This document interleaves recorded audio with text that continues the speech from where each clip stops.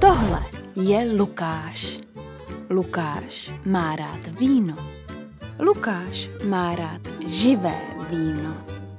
A taky má moc rád přírodu a půdu. Lukáš chce víno pěstovat. Tady chce ho pěstovat ekologicky a nechat zrát přirozeně.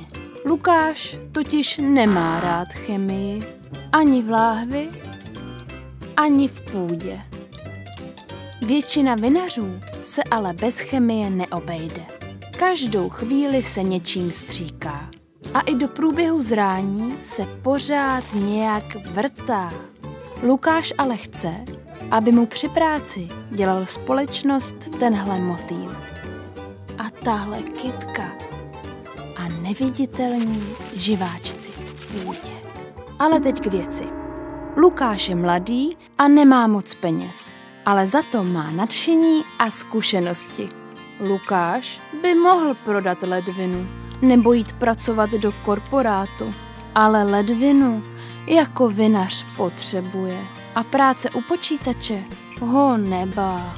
Proto jsme tady my, nadace pro půdu. Chceme, aby začínající ekozemědělci měli kde hospodařit. Pomůžete nám s tím?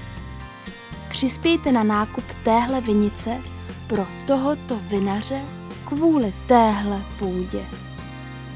Protože půda dává život a nejenom tomuhle vínu. Děkujeme.